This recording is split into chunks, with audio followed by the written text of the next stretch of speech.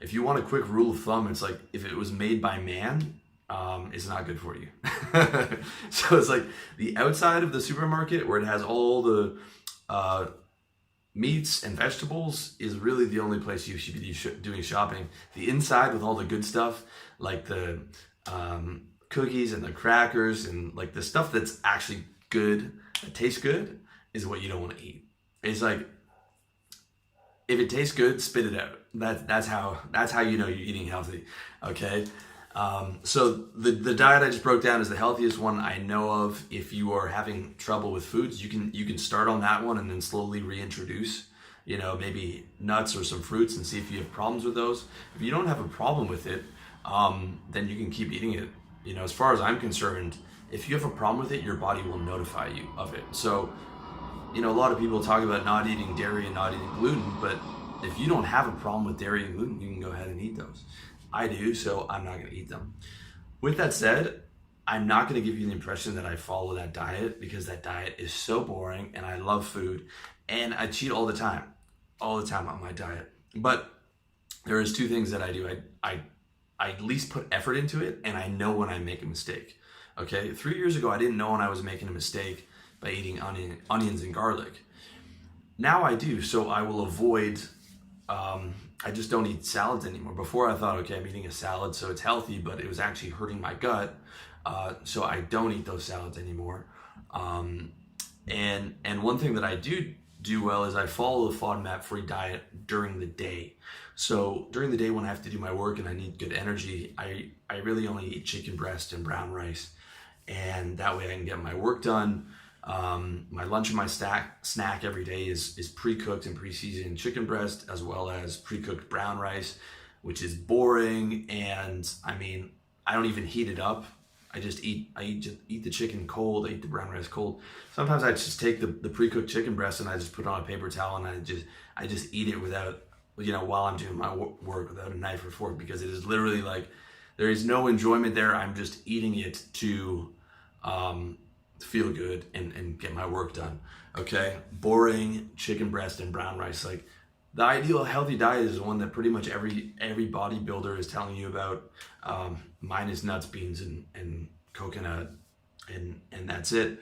So if you want to get even healthier, okay, limit the amount of rice and potatoes that you have, because even with a healthy diet, if you overload on potatoes and rice, you can get carb fatigue, because even if your body can digest those particular carbs, it still might struggle when you overload the amount of carbs, and then you might get that couch lock where you're just exhausted because you just blasted through carbs, and now your blood sugar went through the roof and your body's busy digesting, and digestion is one of the hardest things for the body to do and taxes a lot of resources. So still, even with that diet, I'm not a fan of low carb diets like that. That gives me headaches and fatigue, but I would aim for like medium carb, not like a ton of carbs, just enough so that you're feeling sort of full from that meal.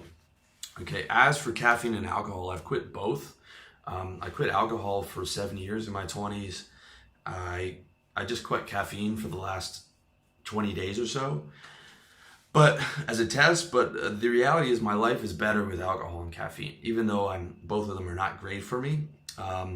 The way I mitigate it is I take a caffeine pill, ideally instead of coffee, although I cheat on that sometimes. Like, the caffeine pill itself is better than like that iced mocha frappuccino, which I love, but that has dairy in it. It has whipped cream, and that's harder on my gut.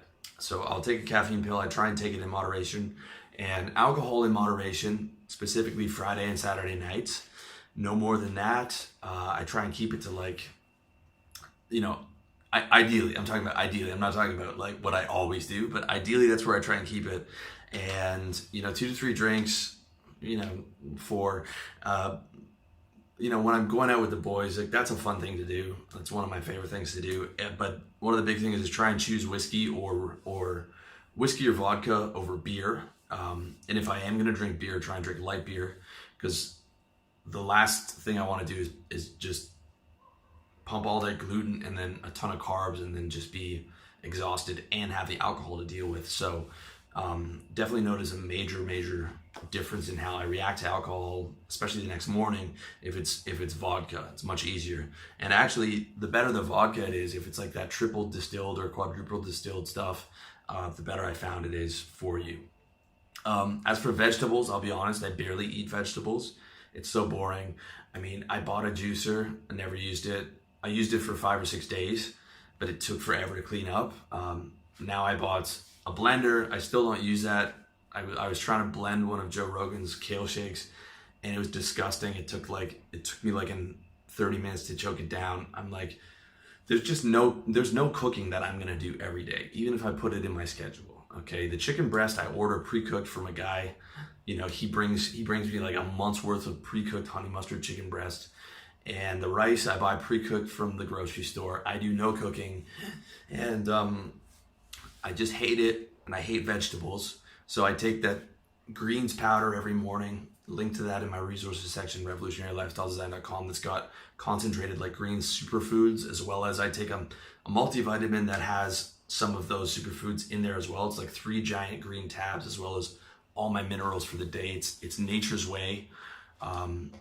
Men's like super multivitamin or whatever. Again, resources section, revolutionarylifestyledesign.com. And for dinner, I'll be honest, I pretty much just eat what I want, but I try, but like not 100% of what I avoid the worst of the worst. Like I avoid the McDonald's. I'm not eating McDonald's every night, but I will eat like, I'll probably eat, I'll get a chicken Caesar wrap that has dairy in it, or I'll get a burrito, which has nuts and cheese. But at least I'll usually get it from somewhere good that's using like, good quality meats and stuff like that. Hopefully within the next year or two, I'll be able to get that handled so I'm eating good all the time. But a good dinner is like one of my rewards for the day. And it's like, there's so many other areas where I can't, it's like, I shouldn't be drinking alcohol, I shouldn't be doing this and that, and food is like one of the ones that I still have, that I'm still using as a reward. But hopefully within the next 2 years, I'll be able to,